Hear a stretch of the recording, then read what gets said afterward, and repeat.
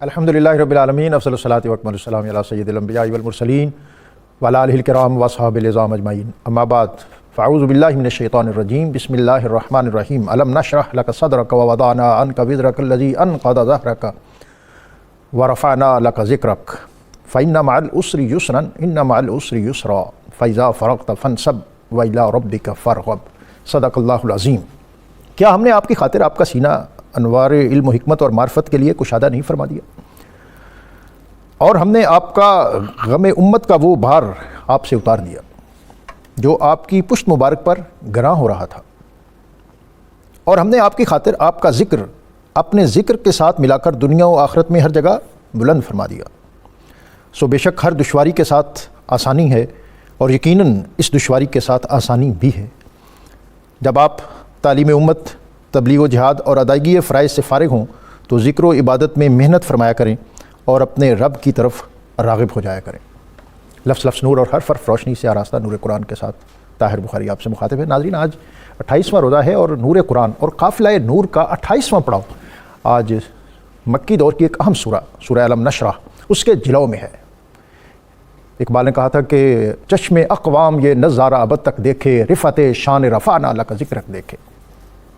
اقبال دوسری گول میز کانفرنس میں شرکت کے لیے لندن گئے۔ واپسی پر وہ اٹلی رکے اور اطالوی ڈکٹیٹر مسولینی نے ان سے ملنے کی خواہش ظاہر کی۔ ملاقات ہوئی۔ ملاقات میں مسولینی نے اقبال سے کہا کہ مجھے کچھ نصیحت کرو، تو اقبال نے کہا کہ اگر دنیا میں عروج، ارتقاء، بلندی اور پیشوائی چاہتے ہو تو پھر اپنی پشت یورپ کی طرف اور اپنا رخ مدینہ کی طرف کرو۔ اقبال نے کہا تھا کہ turn your back towards Europe. اس نے کہا تم مدینے والے کی بات کرتے ہو، اس کی کوئی بات ہی سناؤ۔ تو اقبال نے کہا کہ جب تمہاری شہری آبادیاں ایک خاص حد سے بڑھنے لگیں تو ان کو محدود کر کے قریب چھوٹی چھوٹی بستیاں آباد کرو۔ مسولینی نے یہ بات سنی اور اپنی کرسی پہ بیٹھا تھا، وہ اٹھا اور اپنا ہاتھ پہ ہاتھ مارا اور اس نے کہا what an excellent idea. Iqbal, یہ تو نے کتنی عمدہ اور اچھوتی اور نئی بات کی ہے۔ تو اقبال نے کہا کہ یہ میں نے بات نہیں کی، یہ میرے پروفٹ محمد مصطفیٰ کریم صلی اللہ علیہ وآلہ وسلم نے آج سے 1350 سال قبل اس وقت کی تھی جب مدینہ کی آبادی ایک خاص حد سے تجاوز کرتے ہوئے بڑھنے لگی تھی۔ تو آپ نے فرمایا تھا کہ اب مدینہ کے ارد گرد چھوٹی چھوٹی بستیاں آباد کرو، اور آپ نے پھر شہر مدینہ کو 10 کے یونٹ میں تقسیم کیا، اور ہر یونٹ کے اوپر ایک عریف، اور پھر 10 عرفاء کے اوپر ایک نقیب، اور پھر اس سے اوپر نقیب النقباء۔ یہ سوشل سیکیورٹی سسٹم تھا۔ یہ عریف ان 10 کنبوں کی کفالت اور ان کی تربیت کا اہتمام کرتا، ان کی ضروریات گورنمنٹ تک اور گورنمنٹ کے احکام ان تک پہنچاتا۔ اور نقیب النقباء اسد بن زرارہ اس منصب پر فائز رہے۔ ان کے وصال کے بعد از خود نبی اکرم صلی اللہ علیہ وسلم نے بھی یہ منصب اپنے پاس رکھا، اور حدیث شریف اور سیرت پڑھنے والے لوگ جانتے ہیں کہ بہت سے مقامات پر قال احد النقباء یا کان احد النقباء اس کے الفاظ ہیں۔ نقیب اور عریف یہ انسٹیٹیوشن نبی اکرم صلی اللہ علیہ وسلم نے قائم کیے، گویا کہ یہ لوکل گورنمنٹ سسٹم اس دور کا قائم کیا۔ اور آپ نے فرمایا کہ تمہاری گلیاں اتنی کشادہ ہوں کہ جہاں سے 2 لدے ہوئے بیل گزر سکیں۔ گویا آج کی اصطلاح میں آپ کہہ سکتے ہیں کہ 2 موٹر کاریں گزر سکیں، اس قدر کشادہ ہوں۔ اور پھر آپ نے فرمایا کہ مدینہ آپ جانتے ہیں کہ یہاں پر معاش اور اقتصاد پر یہود کا غلبہ تھا۔ آپ نے مسلمانوں کی اکانومی کو مضبوط کرنے کے لیے مسلمانوں کی منڈی اور مارکیٹ قائم کی، اور سوق مدینہ مسجد نبوی کے ساتھ۔ اور ایک اہم بات آپ نے فرمائی کہ شہر میں داخل ہونے والے سب راستے مسجد کی طرف جانے چاہیے تاکہ کسی کو پوچھنے کی ضرورت پیش نہ آئے۔ مسجد کے ساتھ مارکیٹ ہو، اور مارکیٹ جو ہے یہ ٹیکس فری ہو، اور پھر شہر کے اندر کوئی بھٹی اور کوئی فیکٹری نہیں ہونی چاہیے۔ حضرت عمر فاروق رضی اللہ تعالیٰ عنہ آپ کے دور میں کسی نے شہر کے اندر، مدینہ منورہ کے اندر اس نوعیت کی کوئی انڈسٹری لگائی تو آپ نے اس کو کھڑوا دیا، اور پھر مارکیٹ کو مانیٹر کرنے کے لیے آپ نے باقاعدہ انسپیکٹر مقرر کیے۔ از خود صحابہ اکرام اور نبی اکرم صلی اللہ علیہ وسلم نے اس عہدے پر لوگوں کو متمکن کیا۔ اور ایک اہم بات ناظرین کہ حضرت عمر فاروق ایک دفعہ مارکیٹ سے گزر رہے تھے تو آپ نے دیکھا کہ ایک دکان پر 2 قسم کی کھجوریں لگی ہوئی ہیں۔ آپ نے اس سے پوچھا تو اس نے کہا کہ یہ اعلیٰ قسم کی ہے اور یہ درمیانی قسم کی ہے، اور اس کا یہ ریٹ ہے اور اس کا یہ ریٹ ہے۔ آپ نے اس کھجوروں کے دونوں ڈھیروں کو آپس میں ملا دیا، اور آپ نے فرمایا کہ ان دونوں کو مکس کر کے اب اس کا ایک ریٹ رکھو۔ اور اس سے پہلے جو آپ نے حکم فرمایا وہ یہ تھا کہ تم 2 ڈھیروں کو لگا کر میرے رسول کی امت کو 2 طبقوں میں تقسیم کرنا چاہتے۔ یہ ویژن اور یہ ایڈمنسٹریشن اور یہ مینجمنٹ نبی اکرم رسول محتشم صلی اللہ علیہ وآلہ وسلم نے عطا فرمائی، اور آپ نے مدینہ کے قریب سیرگاہ اور وہاں پر سبزے کا اہتمام فرمایا، اور از خود آپ کبھی کبھی وہاں تشریف لے جاتے تھے۔ دنیا کے اندر عروج، ارتقاء، بلندی اور پیشوائی، اس کے جتنے جینے اور جہاں جہاں ہیں وہ ہمیں نبی اکرم صلی اللہ علیہ وسلم کے در سے پھوٹتے ہوئے محسوس ہوتے ہیں۔ لوٹ جائے عہد نبی کی سمت رفتار جہاں، پھر میری پسماندگی کو ارتقاء درکار ہے۔ سیرت طیبہ، اسوہ رسول اور اللہ تعالیٰ کے انعامات اور نبی اکرم رسول محتشم صلی اللہ علیہ وآلہ وسلم کے ساتھ گداز، جمالیات اور راز و نیاز کی باتیں، کل سورہ والضحیٰ اور آج سورہ علم نشرح، اس کے مضامین بہت اہم ہیں اور بطور خاص جو اس میں رفعت شان کا ذکر ہے، آج ہم اس اہم موضوع پر بات کریں گے۔ اور ہمارے ساتھ ہمیشہ کی طرح موجود ہیں علامہ مفتی محمد فاروق القادری صاحب، علامہ مفتی محمد اقبال چشتی صاحب، اور اللہ رب العزت کی بارگاہ میں ہدیہ حمد پیش کرنے کے لیے آج ہمارے ساتھ ہیں الحاج سید ریحان قادری۔ اپنے مہمانوں کو خوش آمدید کہتے ہوئے اللہ رب العزت کا اسم گرامی الرقیب، راہ دکھانے والا، اس خاص اسم کی برکت یہ ہے کہ اس کا ورد کرنے والا ہمیشہ راہ راست پاتا ہے۔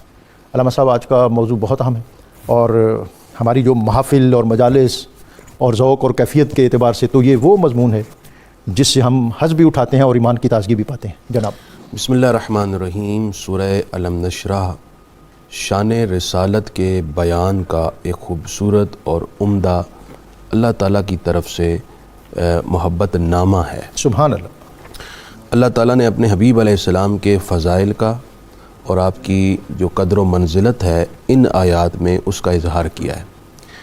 یہ صورت نازل ہوئی مکہ مکرمہ میں، اس وقت نازل ہوئی کہ جب رحمت کونین صلی اللہ علیہ وآلہ وسلم نے ایک مرتبہ اپنے پروردگار سے گفتگو اور راز و نیاز کی باتیں اور کلام کرتے ہوئے ایک خاص بات کی۔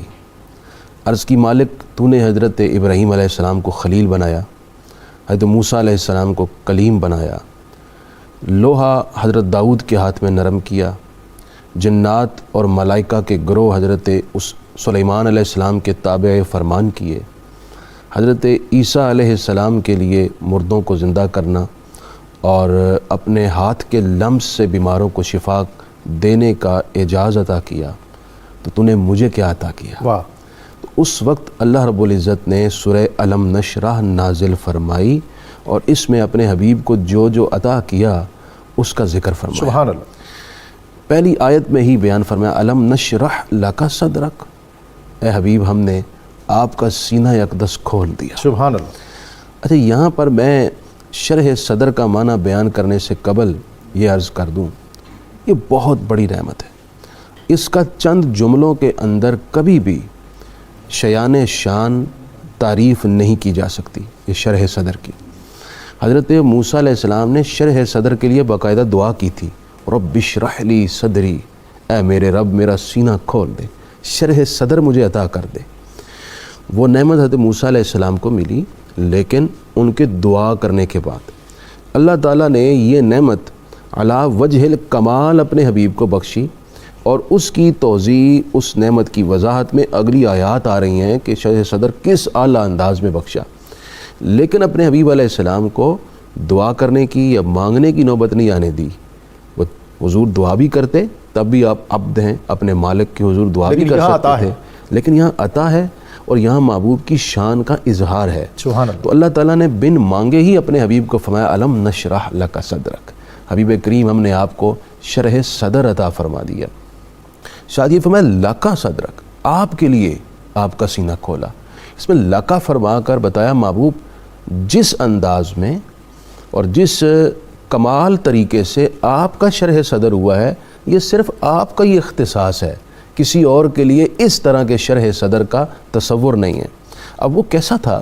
علامہ سید محمود آلوسی نے تفسیر روح المعانی کے اندر اس شرح صدر کی تعریف کی ہے۔ سبحان اللہ۔ ویسے تمام مفسرین نے بڑے بڑے عمدہ انداز میں شرح صدر کا معنی بیان کیا، اور ہر ایک نے کوشش کی کہ میری دربار رسالت میں حاضری لگ جائے اور میرا قلم میرے لیے یہ جملے لکھ کر حضور کی شفاعت کا مستحق ٹھہرا دے۔ علامہ قاضی ثناء اللہ پانی پتی نے بہت خوبصورت لکھا، شاہ عبدالعزیز محدث دہلوی نے بہت خوبصورت لکھا، حضرت اسماعیل حقی رحمہ اللہ نے روح البیان میں بڑا خوبصورت لکھا، لیکن جو سید محمود آلوسی رحمہ اللہ نے تفسیر روح المعانی میں لکھا وہ بھی بہت کمال کا انداز۔ وہ لکھتے ہیں فالمعنی علم نفسح صدرک حتی حوا عالم الغیب والشہادہ، محبوب ہم نے آپ کا سینہ ایسا کھولا کہ عالم غیب اور عالم شہادت سارا جہان اس سینے کے اندر آباد ہو گیا، اللہ، آپ کی چشم پاک کے سامنے روشن ہو گیا، حتیٰ کہ آپ کو معرفت الہی میں ایسا استغراق بخشا کہ آپ مخلوق کی رہنمائی میں مشغول ہوں، جہاد میں مشغول ہوں، فیملی میں بیزی ہوں، یا اپنی امت کے کسی کام میں ان کے ساتھ مصروف ہوں، ہر وقت آپ جب خلق کے ساتھ مصروف ہوں تب بھی اس استغراق میں کوئی فرق نہیں پڑتا جو معرفت الہی کے سمندر میں آپ کو حاصل ہے۔ سبحان اللہ۔ مفتی صاحب، یہیں سے میں چاہوں گا کہ آپ بات کو آگے بڑھائیں اور اس کا شان نزول، مضامین اور پھر شرح صدر، اس کا معنی اور مفہوم۔ بسم اللہ الرحمن الرحیم۔ جیسا کہ آپ نے ابھی سماعت فرمایا کہ ابتدا میں اللہ نے فرمایا الم نشرح لک صدرک، اس مقام پر حضرت امام فخر الدین رازی نے بڑی خوبصورت بات فرمائی ہے کہ اللہ فرماتے ہیں محبوب ہم نے آپ کے لیے آپ کا سینہ نہ کھول دیا، یہ نہیں کھولا۔ یہ لام پر انہوں نے گفتگو کرتے ہوئے کہا ہے لامن بلامن، واہ، جس کا معنی یہ ہے، اگر انہوں نے خود وضاحت کی ہے، فرمایا محبوب انت انما تفعل جمیع الطاعات لاجلی فانا ایضا جمیع ما افعل لاجلک۔ محبوب آپ جتنی فرما برداری کرتے ہیں میری خوشی کے لیے کرتے ہیں، اور میں جو کچھ کرتا ہوں آپ کی خوشی کے لیے کرتا ہوں۔ سبحان اللہ، سبحان یہاں سے ہمیں ایک بات اور بھی واضح ہوتی ہے، عام طور پر لوگ یہ کہتے ہیں کہ یار بس اللہ کی رضا کے لیے کرنا چاہیے، اللہ کی رضا کے لیے کرنا چاہیے، تھوڑا سا اور اضافہ کر لیں، جس کی رضا کے لیے خدا کرتا ہے اس کی رضا کے لیے بھی کچھ کر لیا کریں۔ خدا کی رضا چاہتے ہیں دو عالم، خدا چاہتا ہے رضا محمد۔ اچھا، اللہ رسول کی رضا کوئی علیحدہ علیحدہ نہیں ہے، جب اللہ اپنے محبوب کی رضا چاہتا ہے تو ہم بھی نبی پاک علیہ السلام کے نوکر ہیں، وہ تو معبود ہے۔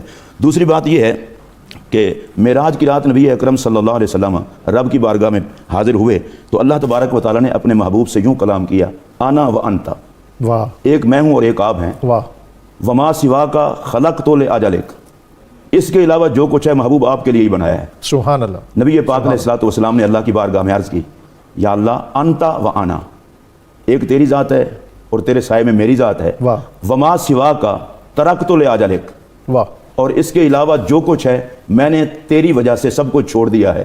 گویا یوں میرے نبی نے عرض کی، یا اللہ تو میرا ہے اور میں تیرا ہوں۔ سبحان اللہ۔ آپ دیکھیں اسی آیت میں الم نشرح لک صدرک آپ کی خوشی کے لیے، ورفعنا لک ذکرک آپ کی خوشی کے لیے آپ کا ذکر بلند کیا، اور سورۃ الضحیٰ میں وللآخرۃ خیر لک من الاولیٰ، محبوب ہر آنے والی گھڑی آپ کی خوشی کے لیے پہلے سے بہتر ہوگی۔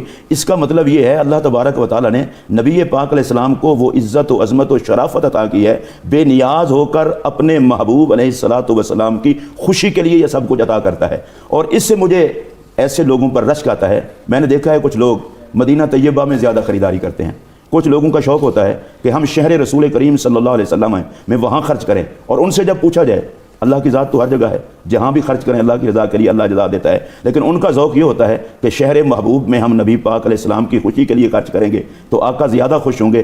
یقیناً اس قسم کی نیت رکھنے والے وہ بھی قرآن و سنت کی روشنی میں اچھی نیت رکھتے ہیں۔ سبحان اللہ۔ پھر آپ دیکھیں شرح صدر میں آپ نے سنا، شرح صدر کو اگر سادہ سے لفظوں میں بیان کیا جائے تو یہ کہا جا سکتا ہے اللہ پاک نے نبی پاک علیہ الصلوۃ والسلام کے سینہ پاک میں علوم و معارف اور صبر اور حوصلہ اتنا رکھ دیا جو شان محمدی کے لائق تھا، اللہ اکبر۔ کیونکہ ساری مخلوق سے زیادہ شان اور شوکت نبی پاک علیہ السلام کی ہے، اس لیے حوصلہ، علم، معارف یہ بھی سب سے زیادہ اللہ نے نبی پاک علیہ الصلوۃ والسلام کے سینہ پاک میں رکھ دیے۔ اور اس سے اگلی آیت میں اللہ فرماتا ہے وَوَضَعْنَا عَنْكَ وِزْرَكَ الَّذِي أَنقَضَ ظَهْرَكَ، محبوب وہ بوجھ کہ جس سے آپ کی طبیعت پر بوجھ رہتا تھا اور پیٹھ بھاری تھی ہم نے وہ اٹھا لیا۔ اس پر امام راضی نے بڑے 8 انہوں نے نکات بیان فرمائے، ان میں سے 2 میں کہنا چاہتا ہوں۔ وہ بوجھ کیا ہے؟ امام راضی کہتے ہیں کہ نبی پاک علیہ الصلوۃ والسلام کو فکر تھی اپنی گناہگار امت کی، سبحان اللہ، کہ میرے نوکر ہیں، ان کے اعمال سے بھی حضور واقف تھے، ان کا بنے گا کیا؟ تو امام راضی کہتے ہیں اللہ فرماتا ہے محبوب ہم نے وہ بوجھ دور نہیں کر دیا، دنیا میں اس طرح دور کیا کہ ما کان اللہ لیعذبہم وانت فیہم، محبوب آپ کے ہوتے ہوئے آپ کی امت کو عذاب نہیں دینا، پھر فکر کس بات کی؟ اور آخرت میں اس طرح دور کر دیا، وعدہ جو کر لیا آپ سے جس کا کہو گے اس کو بخش دیں گے۔ سبحان اللہ۔ اللہ نے دنیا میں یہ وعدہ کر کے اور آخرت میں شفاعت کا وعدہ کر کے یہ بوجھ دور کر دیا۔ اور ایک اور معنی بڑا خوبصورت امام راضی نے ایک توجیہ کی ہے، وہ کہتے ہیں اگر یہ صورت نازل ہوئی ہے حضرت سیدہ خدیجۃ الکبریٰ اور جناب ابو طالب کے وصال کے بعد، تو امام راضی کہتے ہیں کہ ان دونوں کے دنیا سے جانے کا اور جدائی کا حضور علیہ السلام کو بڑا دکھ تھا اور بوجھ تھا، اتنا شفیق چچا چلا گیا اور سیدہ خدیجۃ الکبریٰ اتنا ہمدرد وہ چلی گئیں، اور باقاعدہ امام راضی نے کہا بہت بڑا بوجھ میرے آقا محسوس کرتے تھے۔ اللہ تبارک و تعالیٰ نے اس بوجھ کو اس طرح دور کیا، فرمایا محبوب جدائی میں غمگین ہو تو ہم تمہیں معراج پہ بلا لیتے ہیں. اللہ اکبر. وہاں فرشتے آپ سے ملاقات کریں گے, آپ کا سلوٹ کریں گے, آپ کا استقبال کریں گے. محبوب ان کی پناہ بھی ہم نے ہی دی تھی, اور ہم آپ کو اوپر بلا کر آپ کا وہ بوجھ بھی دور کر دیتے ہیں. آپ ہمارے ہو, ہم تمہارے ہیں, ہم تمہارے ساتھ سبحان ہیں, اللہ, اس لیے سبحان آپ کو اللہ. پریشان ہونے کی ضرورت نہیں. جناب مفتی صاحب. جی میں اسی آیت پر اور شرح صدر پر بھی ایک بات کرنا چاہتا ہوں. قرآن مجید کی ایک آیت میں اللہ تعالیٰ نے فرمایا فَمَن يُرِدِ اللَّهُ أَن يَهْدِيَهُ يَشْرَحْ صَدْرَهُ لِلْإِسْلَامِ. حضور رحمت کونین صلی اللہ علیہ وآلہ وسلم کو شرح صدر کا اعجاز ملا, تو حضور کے طفیل امت کو بھی شرح صدر عطا ہوگا. اللہ تعالیٰ نے اس بات کا ذکر بھی قرآن میں کیا ہے. اللہ تعالیٰ نے فرمایا کہ جسے میں اسلام کی ہدایت دیتا ہوں, ہدایت دینا چاہتا ہوں, اس کا سینہ اسلام کے لیے میں کھول دیتا ہوں.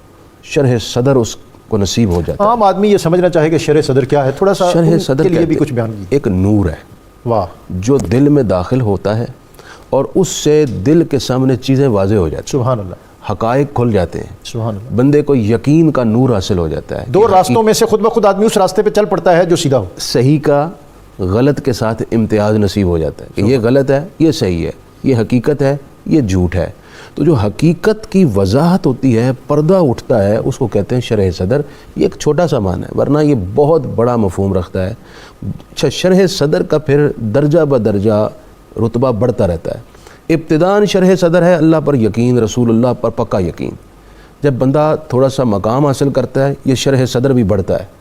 پھر دل کی آنکھ جسے کہتے ہیں نا بصیرت, ہاں, وہ کھل جاتی ہے. انٹیوشن, وجدان, ادراک, کامن سینس. اب آہستہ آہستہ پردے اٹھتے ہیں, شرح صدر بڑھتا ہے. پھر کائنات کی حقیقتیں دل کے سامنے روشن ہونا شروع ہو جاتی ہیں, اور بڑھتا ہے حتیٰ کہ بندہ زمین پر بیٹھ کر زمین کے نیچے اور زمین سے اوپر دیکھنا شروع کر دیتا ہے. یہ شرح صدر اور بڑھے تو بندہ بیٹھ کر آنکھ بند کرتا ہے تو مراقبے میں عرش الہی تک پہنچ جاتا ہے. اللہ اکبر. جیسے خواجہ باجد بستامی رحمۃ اللہ علیہ مراقبے میں عرش پر تشریف لے جایا کرتے تھے, اور ایک مرتبہ انہوں نے چاہا کہ میں دیکھوں معراج کی شب حضور کہاں تک گئے ہیں. آنکھ بند کی, شرح صدر کے ذریعے وہ آنکھ بند کر کے عرش الہی پر پہنچے. سبحان اللہ. کیونکہ انہوں نے یہ پڑھ رکھا تھا کہ حضور عرش پر تشریف یہ لے سیر افلاق کے حوالے سے ہمارے صوفیہ کے بہت سے جی بہت, وہ جو سیر افلاق ہے بلا شرح صدر متصور ہی نہیں ہے. تو وہ ایک طویل واقعہ ہے جو خواجہ باجد بستامی کا ہے, میں اس کو یہیں روک رہا ہوں. تو قرآن نے کہا کہ اللہ تعالیٰ بندوں کو جس سے ہدایت دینا چاہے اسے اسلام کے لیے شرح صدر دیتا ہے. حضرت عبداللہ بن مسعود رضی اللہ تعالیٰ عنہ کی حدیث ہے, انہوں نے عرض کی یا رسول اللہ شرح صدر کیا ہے؟ حضور نے ارشاد فرمایا ایک نور ہے جو دل میں داخل ہو جاتا ہے. عرض کی حضور اس کی علامت کیا ہے, اس کی نشانی کیا ہے کہ پہچانا جائے اس کو شرح صدر حاصل ہے یا مجھے حاصل ہے؟ تو حضور علیہ السلام نے فرمایا 3 نشانیاں ہیں. پہلی نشانی یہ ہے کہ جس کو شرح صدر حاصل ہوگا وہ آخرت کی طرف راغب ہو جائے گا, اس کی فکر پر آخرت سوار ہو جائے گی. دوسرا, دنیا سے بے رغبت ہو جائے گا, وہ سوچے گا کہ یہ دنیا ایک دن ختم ہو جانی ہے, میں نے بھی چلے جانا ہے, تو اس سے دل لگانے کا کیا فائدہ. تیسری علامت یہ ہے کہ موت سے قبل موت کے بعد کی تیاری شروع کر دے گا. اللہ, یہ شرح صدر کی بنیادی 3 بڑی علامات ہیں. دوسری بات یہ ہے کہ اگلی آیت میں اللہ تعالیٰ نے فرمایا کہ آپ کا بوجھ اتار دے گا.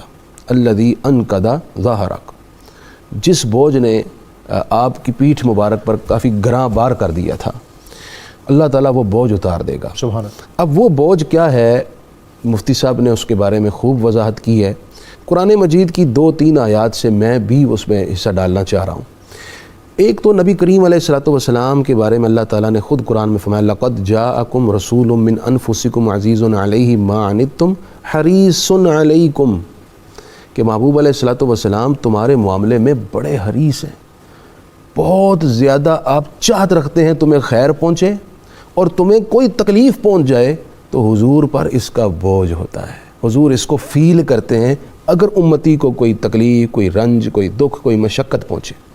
اسی طرح اللہ تعالیٰ نے قرآن میں سورہ کہف کی آیت نمبر 6 میں یہ بھی فرمایا فَلَعَلَّكَ بَاخِعٌ نَفْسَكَ, محبوب علیہ السلام یہ لوگ جو ایمان قبول نہیں کر رہے, آپ شدت سے یہ چاہت رکھتے ہیں یہ دامن اسلام میں آئیں, اور اتنی شدت سے آپ ان کی فکر کرتے ہیں کہ اس فکر میں آپ اپنے آپ کو بے چین رکھتے ہیں. اللہ تعالیٰ حبیب کی کیفیات بیان کر رہا ہے. ایک طرف امتی کو تکلیف پہنچے, بوجھ حضور پر, فیلنگ حضور کی. دوسری طرف ایمان قبول نہ کریں اس کے لیے بھی بے چینی حضور لیں. اب یہ ایک بوجھ تھا. اللہ تعالیٰ فرماتا ہے کہ ہم نے وہ بوجھ اتار دیا. کیسے اتارا؟ اب اس پر مختصر سی بات میں کرنا چاہوں گا. حضور علیہ الصلوۃ والسلام کے سامنے ایک صحابی نے حضرت ابراہیم علیہ السلام کے قول کی ایک آیت پڑھی. فمن تابعنی فإنہ منی ومن عصانی فإنک غفور الرحیم. سورہ ابراہیم کی آیت پڑھی. حضرت ابراہیم علیہ السلام نے دعا کی تھی، اللہ میری امت میں جو نیک ہیں وہ میرے ہیں، جو گناہ گار ہیں تو مہربان ہے، تو جانے وہ جانے. براہ راست ان سے اپنے تعلق کی بات نہیں کی کہ گناہ گار بھی میرے کھاتے میں ہے، بلکہ کہا تو جانے گناہ گار جانے. پھر حضرت عیسیٰ علیہ الصلوۃ والسلام کے قول کی ایک آیت تلاوت کی، ان تعذبہم فإنہم عبادک.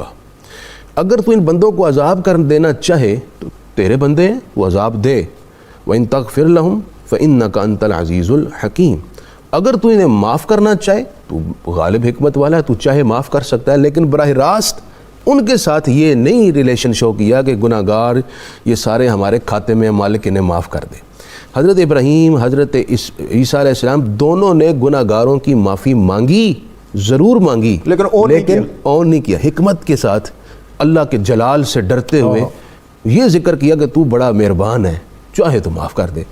جب یہ آیت پڑھی جا چکی تو صحابہ اکرام نے دیکھا حضور کے چہرے پر نور پر آنسو ہی آنسو ہے. آپ شدت سے اشک باری فرما رہے ہیں.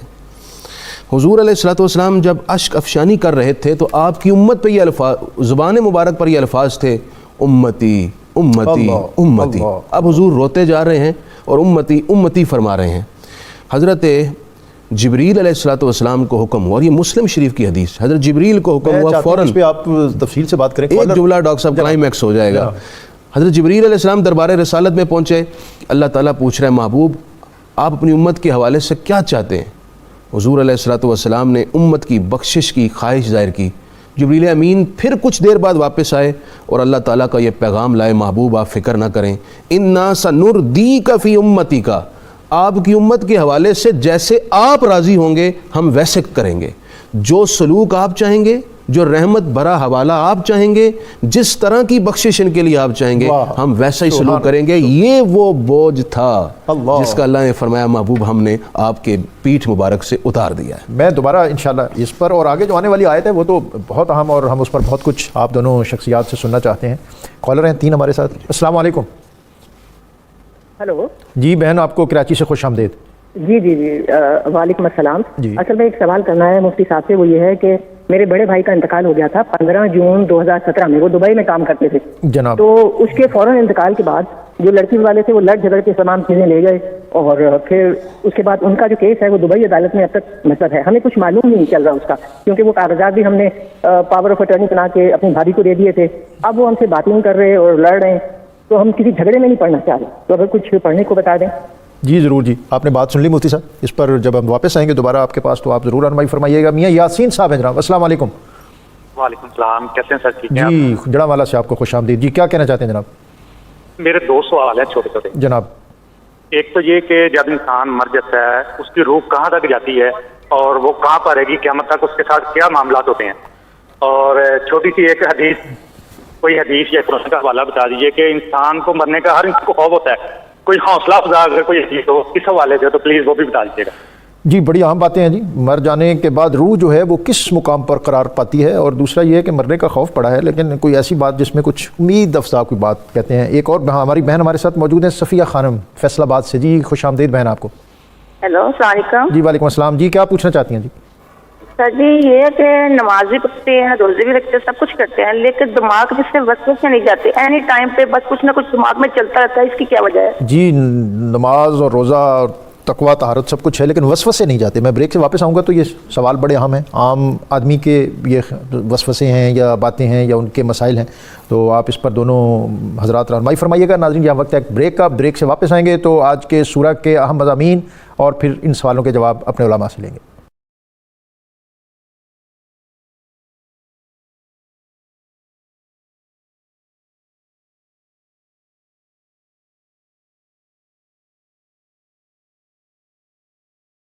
آپ کو ایک مرتبہ پھر خوش آمدید. سورہ علم نشرہ، اس کے دلکش خوبصورتی اور ایمان افروز مضامین آج ہم ان پر بات کر رہے ہیں کہ نبی اکرم رسول محتشم صلی اللہ علیہ وآلہ وسلم آپ کے امتیاز اور تخصصات اور کیا تعلق، اور اللہ تعالیٰ نے جو عظمت و رفت کی بلندیاں آپ صلی اللہ علیہ وآلہ وسلم آپ کے لیے مختص فرمائیں، ان کی کیا شانیں ہیں۔ جیسا پہلے بھی میں نے کہا کہ اقبال نے کہا تھا کہ چشم اقوام یہ نظارہ ابد تک دیکھیں۔ آج دنیا کے اندر جو جتنی بھی اقوام ہیں وہ ان کے محققین اور ریسرچر جو جذبہ ہے مسلمانوں کے اندر اس کو فوکس کیے ہوئے ہیں، اور وہ بالآخر اس نتیجے پہ پہنچ چکے ہیں کہ یہ لوگ اپنے مختلف دینی اور دنیاوی معاملات پر کمپرومائز کر سکتے ہیں، لیکن ایک ذات ایسی ہے کہ جس کے بارے میں ان کا کوئی بہت کوتاہ عمل مسلمان وہ بھی اس پر کسی نوعیت کی کوئی مفاہمت یا مصلحت وہ اختیار نہیں کر سکتا۔ اور مولانا ظفر علی خان نے کہا تھا، نہ جب تک کٹ مروں میں خواجہ جب بطحا کی عزت پر، خدا شاہد کامل ایمان میرا ہو نہیں سکتا۔ نبی اکرم رسول محتشم صلی اللہ علیہ وآلہ وسلم آپ کی ذات کے ساتھ محبت وارفتگی، یہ ہمارے ایمان کی جان ہے، ہمارے ایمان کی بنیاد ہے۔ لا نبی آباد ذہسان خداست، پردہ ناموس دین مصطفیٰ است۔ ہمارے دین کا استحکام، ہمارا تحفظ، یہ نبی اکرم رسول محتشم صلی اللہ علیہ وآلہ وسلم کی ذات کے ساتھ عقیدت اور ارادت میں پنہاں ہے۔ جی مفتی صاحب، آج کے مضامین اور بالخصوص میں اب چاہوں گا کہ ورفعنا لک ذکرک جناب۔ اللہ تبارک و تعالیٰ نے ارشاد فرمایا ورفعنا لک ذکرک، اے محبوب ہم نے آپ کی خوشی کے لیے آپ کے ذکر کو بلند فرما دیا۔ یہ آیت کریمہ جیسا کہ مکہ پاک میں سورہ نازل ہوئی ہے، یہ اس وقت آیت اتاری جا رہی ہے کہ جب مکہ کے جتنے دشمنان رسول تھے وہ چاہتے تھے کہ ہم تو محمد صلی اللہ علیہ وسلم اور ان کی پوری جماعت کو ختم کر دیں گے۔ اللہ تبارک و تعالیٰ نے فرمایا ورفعنا لک ذکرک، اے محبوب ہم نے آپ کے ذکر کو بلندی عطا فرما دی۔ سبحان اللہ۔ اور نبی پاک علیہ الصلوۃ والسلام کے ذکر پاک کی بلندی کا آپ اندازہ لگائیں کہ حضرت آدم علیہ نبینا علیہ الصلوۃ والسلام سے لے کر حضرت عیسیٰ علیہ نبینا علیہ الصلوۃ والسلام تک جتنے انبیاء کرام تشریف لائے ان سب نے اپنی اپنی امتوں میں رسول اللہ علیہ السلام کا ذکر فرمایا۔ پھر جتنی کتابیں اللہ پاک نے اتاری اور جتنی صحیفے اتارے ان تمام کتابوں اور صحیفوں میں نبی پاک علیہ الصلوۃ والسلام کا ذکر پاک اللہ پاک نے اتارا۔ پھر اللہ تبارک و تعالیٰ نے اتنا کرم کیا کہ اللہ تعالیٰ خود نبی پاک علیہ السلام پر درود بھیجتا ہے اور تمام فرشتے درود بھیجتے ہیں۔ پھر عرش پہ نبی پاک علیہ الصلوۃ والسلام کا نام، جنت کی ہر چیز پہ نبی پاک علیہ الصلوۃ والسلام کا نام، لوح محفوظ پہ نبی پاک علیہ الصلوۃ والسلام کا نام۔ پھر ہم جب قرآن مجید کو پڑھتے ہیں تو قرآن مجید میں اللہ تبارک و تعالیٰ نے اپنے نام کے ساتھ نبی پاک کے نام کا تذکرہ فرمایا۔ صرف اتنا ہی نہیں بلکہ نبی پاک کے ذکر کو اپنا ذکر بنا دیا۔ رسول اللہ علیہ السلام کا ایک نام نامی اسم گرامی ذکر اللہ بھی ہے کہ ذات محمد عربی خود ذکر خدا ہے۔ اور جب یہ آیت نازل ہوتی ہے تو حضرت جبرائیل امین حاضر بارگاہ رسالت ہوتے ہیں اور کہتے ہیں، اللہ فرماتا ہے محبوب اتدری کیف رفعت ذکرک، محبوب آپ کے علم میں آپ جانتے ہیں کہ تیرے ذکر کو کس طرح بلند کیا ہے؟ نبی پاک علیہ السلام نے فرمایا اللہ بہتر جانتا ہے۔ جبرائیل نے کہا، اللہ فرماتا ہے محبوب اذا ذکرت ذکرت معی، جب میرا ذکر ہوگا تو تیرا ذکر بھی ساتھ ہوگا۔ اور صاحب در منصور نے یہ روایت نقل کی ہے کہ محبوب ہم نے آپ کے ذکر کو اپنا ذکر بنا دیا ہے۔ من ذکرنی فلم یذکرک فلم یذکر کا فلیس لہ فی الجنت نصیب، جو بندہ میرا ذکر کرے اور محبوب تیرا ذکر نہ کرے اس کا جنت میں کوئی حصہ نہیں ہے۔ جنت اسی کو نصیب ہوگی جو ذکر خدا بھی کرے اور ذکر مصطفیٰ بھی کرے۔ اور پھر امام راضی رحمۃ اللہ علیہ نے بہت سارے مواقع لکھنے کے بعد امام راضی نے خوبصورت قسم کا آخر میں جملے لکھے ہیں، میں سارے تو نہیں پڑھ پاؤں گا کیونکہ ٹائم تھوڑا ہے۔ آپ فرماتے ہیں یہ ذکر مصطفیٰ کی بلندی ہے، جتنے حفاظ اور قراء ہیں ان کے سینوں میں جو 30 پاروں کا قرآن ہے یہ میرے نبی کا منشور ہے۔ اور فرماتے ہیں کہ جتنے مفسر ہیں وہ سارے نبی پاک کے منشور کی تفسیر کرتے دکھائی دیتے ہیں، اور جتنے نصیحت کرنے والے ہیں وہ نبی پاک کی نصیحتیں امت تک پہنچاتے ہوئے دکھائی دیتے ہیں۔ اور آگے بڑی خوبصورت بات کرتے ہیں کہ جتنے علماء اور بادشاہ ہیں محبوب وہ آپ کی خدمت میں حاضر ہو کر چوکھٹ پر سلام کرتے دکھائی دیتے ہیں۔ اور یہ جملہ میں امام راضی کا ضرور پڑھوں گا، کہتے ہیں وَيَمْسَحُونَ وُجُوهَهُمْ بِتُرَابِ رَوْضَتِكَ، اور آپ کے روضہ پاک کی خاک مقدس کو اپنے چہرے پر ملنا سعادت سمجھتے ہیں۔ وَيَرْجُونَ شَفَاعَتَكَ، اور آپ کی شفاعت کی امید رکھتے ہیں۔ فَشَرْفُكَ بَاقٍ إِلَىٰ يَوْمِ الْقِيَامَةِ، محبوب یہ آپ کی عزت و عظمت صرف دنیا میں نہیں قیامت میں بھی اسی طرح ہوگی۔ یہاں صرف ایک بات اور بھی عرض کروں گا، جس پاک نبی کے ذکر کو اللہ بلند کر دے، جب رب خود چاہتا ہے نبی پاک علیہ السلام کا ذکر میرے ساتھ ہو، کلمے میں وہ ذکر ساتھ ہے، خطبے میں وہ ذکر ساتھ ہے، اتحیات میں وہ ذکر ساتھ ہے، تو میں صرف اتنا گزارش کروں گا کہ اپنے دماغ کو دھندلا نہیں، ذکر مصطفیٰ سے اسے اجالا دینا چاہیے۔ اعلیٰ حضرت امام احمد رضا کا یہ شعر اگر میں نہیں پڑھوں گا تو بہت بڑا مقروض رہوں گا اعلیٰ حضرت کا. ویسے بھی ہم محبت کے پیغام کے پہنچنے میں امام احمد رضا کے مقروض ہیں. انہوں نے فرمایا تھا شاید اسی کو دیکھ کر رہے گا یوں ہی ان کا چرچا رہے گا, بڑے خاک ہو جائیں جل جانے والے. واہ مفتی صاحب, یہ نہ ساقی ہو تو پھر میں بھی نہ ہو, خم بھی نہ ہو, بزم توحید بھی دنیا میں نہ ہو, تم بھی نہ ہو, خیمہ افلاک کا استادہ اسی نام سے ہے, نبض ہستی تپش آمادہ اسی نام سے, سبحان اللہ. قوت عشق سے ہر پست کو بالا کر دے, دہر میں اس میں محمد سے اجالا کر دے. جناب بے شک جی, اللہ تعالیٰ نے اس وعدے کو پورا کیا. اذان میں حضور کا نام, نماز میں حضور کا نام, کلمے میں حضور کا نام. دنیا کی سب سے زیادہ بکس جس ہستی کے بارے میں لکھی گئیں وہ حضور ہیں. سب سے زیادہ نعتیہ کلام جس ہستی کے بارے میں لکھے گئے جو تعریف اور توصیف پر مبنی ہے وہ حضور کی ذات ہے. سبحان اللہ. حضور کی ذات کا ذکر ایسا ہے کہ کائنات کا کوئی لمحہ ایسا نہیں ہے جہاں حضور کا ذکر نہ ہوتا ہو. بالکل ایسا. آپ دیکھیں اذان کا ایک تسلسل ہے, فجی سے لے کر ناروے اور آخری دنیا کے کنارے تک, جی, جب دنیا کا کوئی زمان و مکان کا کوئی گوشہ اور لمحہ ایسا نہیں ہے جب اذان کے ترانے زمین پر گونج نہیں ہے. اور پھر کمال کی بات یہ ہے کہ جب یہ آیت نازل ہوئی اس وقت اس آیت کے مصداق اور اس کے عملی منظر کہ یہ کیسے ہوگا تصور نہیں کیا جا سکتا تھا, کیونکہ عرب کا مکہ کا ماحول تھا, چار اطراف میں دشمن تھے, وہ حضور کی دعوت و تبلیغ کو روکنا چاہ رہے ہیں, آپ کے نام کو معاذ اللہ مٹانے کی کوشش میں مصروف ہیں. اسی لیے ان نشانیہ کا حول ابتر بھی اتری, اور پھر ساتھ یہ وعدہ آ گیا, تو اس وقت تصور نہیں ہوتا تھا کیسے ہوگا. تو اللہ تعالیٰ نے حضور کا یہ ایک معجزہ ہے, اور یہ دائمی معجزہ ہے کہ ہر دور میں حضور کا نام پہلے سے زیادہ بڑھتا جا رہا ہے, ذکر بڑھتا جا رہا ہے. اس کے بعد اللہ تعالیٰ نے فرمایا فَإِنَّ مَعَ الْعُسْرِ يُسْرًا إِنَّ مَعَ الْعُسْرِ يُسْرًا. وہ جو ماحول تھا اس میں تنگ دستی تھی, دشمن کے حملے تھے, ہر طرف آزار اور تکلیف تھی. اللہ تعالیٰ نے اس وقت یہ آیت نازل فرمائی, محبوب اپنے غلاموں سے کہیں وہ ثابت قدم رہیں, حوصلے سے رہیں, ابھی مشکل ہے لیکن بہت جلد آسانی آنے والی ہے. تو اللہ تعالیٰ نے آسانی کی بشارت سنائی اور بڑی خوبصورت انداز میں سنائی. اس دو آیتیں ہیں فَإِنَّ مَعَ الْعُسْرِ يُسْرًا إِنَّ مَعَ الْعُسْرِ يُسْرًا. اب دونوں کا معنی ایک ہی ہے, لیکن عربی قواعد کی روح سے اس میں تھوڑا سا فرق اور ایک خاص مقصد ہے ان دونوں آیات کا. بظاہر تو دونوں کا ایک معنی ہے کہ بے شک مشکل کے بعد آسانی ہے, بے شک مشکل کے بعد آسانی ہے, اور قرآن بلا وجہ کسی لفظ کا تکرار نہیں کرتا. یہاں ایک وجہ ہے, قرآن بتانا یہ چاہ رہا ہے کہ اگر تمہیں مشکل ایک آئے تو آسانیاں اللہ دو عطا فرمائے گا. سبحان اللہ. جو ناظرین کسی کرب میں ہے, کسی تکلیف میں ہے, کوئی معاشی تنگی ہے, کوئی گھریلو مسئلہ ہے, بہت زیادہ اپنے آپ کو پریشان نہ کیا کریں, حوصلے سے رکھا کریں, ان آیات کو بھی پڑھا کریں, کیونکہ اللہ کا وعدہ ہے آپ کو مشکل ایک دی ہے تو آسانیاں وہ مالک دو عطا فرمائے گا.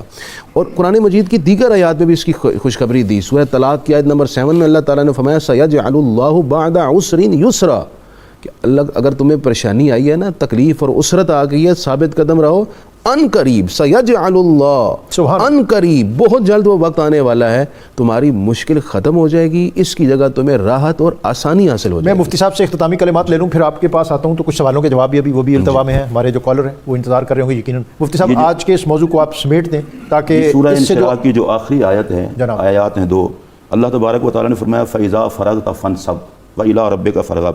حضرت عبداللہ ابن عباس رضی اللہ تعالیٰ عنہ نے اس کا مفہوم انما نے اس کا مفہوم یہ بیان فرمایا ہے کہ محبوب جب آپ نماز سے فارغ ہوں تو اپنے رب کی بارگاہ میں انتہائی محنت کے ساتھ دعا کی درخواست کریں, دعا مانگیں. اور حضرت عبداللہ ابن مسعود رضی اللہ تعالیٰ نے اس کا مفہوم بیان فرمایا کہ جب آپ فرض سے فارغ ہوں تو قیام لیل کی طرف متوجہ ہوں. بہت زیادہ باتیں کی گئی ہیں, ان ساری باتوں کی طرف میں نہیں جاتا, بہت ساری باتیں کی ہیں. ایک بات جس پر میں اپنی گفتگو کو ختم کرتا ہوں, پھر رسول اللہ علیہ الصلوۃ والسلام کی وہی شان. اللہ فرماتا ہے محبوب جب آپ تبلیغ رسالت سے فارغ ہو جائیں تو پھر اپنی امت کی بخشش کی مجھ سے دعا مانگیں. سبحان اللہ. اس آیت کریمہ پر جو خاص بات ہے وہ یہ ہے کہ فرض کے بعد دعا مانگنا. میں بطور خاص اپنے ناظرین سے یہ گزارش کروں گا, جب اللہ تعالیٰ اپنے محبوب پاک کو یہ حکم فرما رہا ہے کہ نماز کے بعد میری بارگاہ میں دعا کریں, اور میرے پاک نبی علیہ السلام کا ارشاد ہے کہ فرض نمازوں کے بعد وہ موقع ہے کہ جب اللہ دعا قبول فرماتا ہے, تو ہم السلام علیکم ورحمۃ اللہ کہنے کے بعد بھاگ نہ پڑا کریں, خدا کا گھر ہے, دوڑ نہ جایا کریں, اس مالک کا کوئی ذکر کر کے نبی پاک پر درود پڑھ کے رب سے مانگ لیا کریں, تاکہ جو خدا کے گھر میں ہے سجدوں کے بعد مانگے گا تو اللہ تعالیٰ اسے ضرور عطا کرے گا. اور دوسری جو یہاں حکمت والی بات ہے وہ یہ ہے, ہم مسلمان آرام پسند ہو گئے ہیں, اور یہ جو ہے فَإِذَا فَرَغْتَ فَانْصَبْ, یہ فَانْصَبْ بتا رہا ہے محبوب مجاہدے اور ریاضت کی طرف.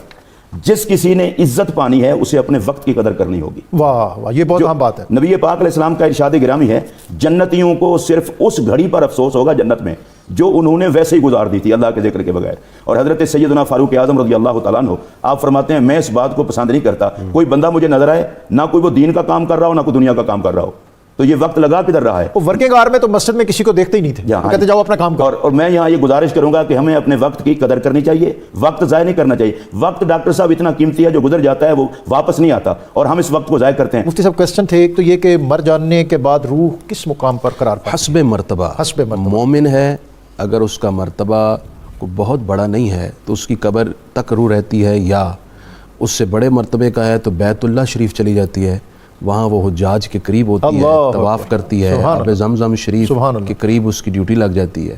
اس سے بڑے رتبے کا ہے پہلے آسمان پر ڈیوٹی لگ جاتی ہے، دوسرے پر، تیسرے، حسب مرتبہ. حتیٰ کہ بہت نیک اور صالح ہے تو علیین 7 آسمانوں سے اوپر جہاں انبیاء اور اولیاء کی ارواح ہیں اس کی روح وہاں چلی جاتی ہے. اور پھر روح کو حسب مرتبہ پوری کائنات میں سیر کرنے کی بھی اجازت ملتی ہے. اور کل ہم نے شاید کل یا اس سے ایک دن پہلے یہ بھی بات ہوئی تھی کہ روحیں گھروں کا وزٹ بھی کرتی ہیں. وہ بھی ہے، وہ جمعرات کو بطور خاص کھانے کا اہتمام بہت سارے لوگوں کو تجسس ہوتا ہے کچھ پڑھا جائے تو امام احمد رضا خان صاحب کا ایک رسالہ ہے وہ پڑھ لیا جائے، اتیان الارواح بعد الرواح، اتیان الارواح لدیارہم بعد الرواح. اچھا ایک انہوں نے یہ بھی پوچھا کہ مرنے کا بڑا خوف رہتا ہے تو کوئی طمانیت مل جائے. سب سے زیادہ ضروری ہے اس طمانیت کے لیے کہ حضور سے محبت بڑھائیں. جتنی زیادہ حضور سے محبت ہوگی تو پھر سیدنا بلال حبشی جیسا ذوق بنے گا. جب وصال کا وقت تھا تو زوجہ نے کہا ہائے ہائے بلال جا رہے ہیں، اور تو بلال حبشی نے خوشی سے کہا کہ میں تو اپنے محبوب سے ملنے جا رہا ہوں، قبر میں مجھے زیارت مصطفیٰ قریب ہوگی. اگر ایسا ذوق آپ پیدا کر لیں تو آپ کو خوشی ہوگی اور آپ اس وقت کا انتظار کریں گے کہ جلد وقت آئے اور میں چہرہ مصطفیٰ کریم علیہ السلام کے دیدار کا شربت پی لوں. یہ اندھیری رات سنی تھی چراغ لے کے چلے. اچھا ایک کوسچن ہماری بہن نے کیا ہے کہ نماز روزہ کا بڑا اہتمام ہے لیکن وسواس اور کنسنٹریشن اور توجہ کا ارتکاز نہیں ہوتا. یہ جو وسوسے اور ان کو خیالات تنگ کر رہے ہیں یہ ایک ایسی الجھن ہے کہ اس کو یہ ایک روحانی مسئلہ ہوتا ہے. کس وجہ سے ان کو اس کو سمجھنا ضروری ہے. بہرحال میں ان کو بتا دیتا ہوں، آپ 2 کام کیجئے. ایک تو سورہ بقرہ پوری پڑھ کے پانی پہ دم کر کے نہانے والے پانی میں ملا کر اس سے 3 دن نہائیں روزانہ. یہ بڑی اہم بات ہے اور ہمارے کالر سن رہے ہیں اور لوگ بھی سن رہے ہیں، یہ اس کو توجہ سے سنیے. دوسرا یہ ہے کہ ہر نماز کے بعد اپنے دل پر توجہ کر کے 21 مرتبہ پڑھیں الا بذکر اللہ تطمئن القلوب، اور دل پر پھونک لیں. یہ ہر نماز کے بعد عادت. ایک بہن نے پوچھا کہ بھائی تھے دبئی میں شاید اور 3 سال پہلے ان کا انتقال ہو گیا، اب ان کے ساتھ ان کی فیملی کے ساتھ رابطہ نہیں ہو رہا، کوئی وظیفہ بتا دیں کہ جس سے کوئی رابطے کی صورت بحال ہو جائے. وہ اس طرح کریں کہ یا ودود 1001 مرتبہ روزانہ پڑھیں، یا ودود شریف پڑھیں، یا ودود کا ورد کریں. اور جو قرآن پاک کے ساتھ تعلق، نبی اکرم صلی اللہ علیہ وسلم آپ کے ساتھ مضبوط وابستگی. اور پھر یہ ماہ رمضان المبارک جس میں ایک تقویٰ، للہیت اور خشیت، یہ ہمارے وہ منازل اور مدارج ہیں، الٹیمیٹ گول ہیں جن تک ہم نے پہنچنا ہے. اور پھر موجودہ جو ایک کرب ہے مقامی سطح پر، بین الاقوامی سطح پر، اس میں ہم امیونٹی کی بات کرتے ہیں تو قرآن اور صاحب قرآن کے ساتھ مضبوط تعلق پیدا کر کے، استوار کر کے، ہم اسپرچول امیونٹی، جب تک ہماری روح تگڑی اور سٹرونگ نہیں ہوگی ہم کسی چیز کا اس انداز میں مقابلہ نہیں کر سکتے. تو ان چیزوں کے ساتھ تعلق کو مضبوط کیجئے. اور یہ ایام جو بالکل ماہ رمضان المبارک اپنے اختتام کی طرف ہے اور اختتامی ایام ہیں، وَلِتُكْمِلُوا الْعِدَّةَ وَلِتُكَبِّرُوا اللَّهَ عَلَىٰ مَا هَدَاكُمْ، کہ یہ تکبیرات جو ہیں اس کو آج سے پڑھنا شروع کریں. اللہ اکبر، اللہ اکبر، لا الہ الا اللہ، واللہ اکبر، اللہ اکبر وللہ الحمد. اور پھر انہی دنوں کے جو اور مسائل ہیں ان میں ایک صدقہ فطر ہے. ہمارے مفتی صاحبان نے جس کے بارے میں بتایا کہ تقریباً 150 روپیہ یہ نماز عید سے قبل اس کی ادائیگی لازم ہے، اور گھر کے ہر فرد اور یہاں تک کہ پیدا ہونے والے بچے کے لیے بھی اس کا بھی اہتمام کریں. بعض اوقات ہم بہت زیادہ صدقات اور خیرات کرتے ہوئے اس کو مائنر جان کے یہ نظر سے چیز اوجھل ہو جاتی ہے. اس سے ہمارے عبادات جو ہیں، روزے بزرگ کہتے ہیں کہ معلق رہتے ہیں زمین اور آسمان کے درمیان. اس کا بھی اہتمام کیجئے اور جو تکبیرات ہیں اس کو بھی حرز جاں بنائیے. اور یہ ایک احساس جو ہے کہ اللہ تعالیٰ کا یہ مہمان آیا، اور جو مہینے وصل کے گھڑیوں کے مانند اڑتے جاتے ہیں مگر گھڑیاں جدائی کی گزرتی ہیں مہینوں میں، یہ بہت جلدی گزر گئے.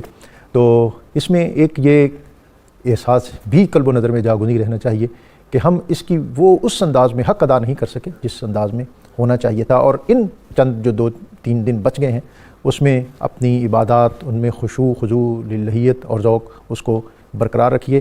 اور یہ جو پریکٹس سیشن تھا ہمارا 1 ماہ کا، دراصل یہ جو کچھ ہم نے سیکھا، جو لرن کیا، وہ آنے والے 11 ماہ اس کا عملی اطلاق ہوگا. یہ نہیں ہے کہ 30 روزے پورے ہوئے اور اس کے ساتھ ہی سارا کچھ ہم نے سمیٹ دیا، بلکہ ان عبادات اور ان سیکھے ہوئے امور کا عملی منظر اور مظہر تو بعد کی 11 ماہ کی زندگی میں ہمیں انفرادی اور اجتماعی سطح پر لوگوں کو دینا ہے کہ ہم نے صبر کس طرح کرنا ہے، لوگوں کے ساتھ عفو اور درگزر کا معاملہ کس طرح کرنا ہے، اور کسی یتیم کے سر پر ہاتھ کس طرح رکھنا ہے. اپنے مہمانوں کے شکریہ کے ساتھ آج کا وظیفہ سورہ علم نشرہ. جو شخص حصول علم میں رکاوٹ محسوس کرے اس کو چاہیے کہ وہ سورہ علم نشرہ اس کو کثرت سے پڑھے. اللہ تعالیٰ علم نافع عطا کرے گا.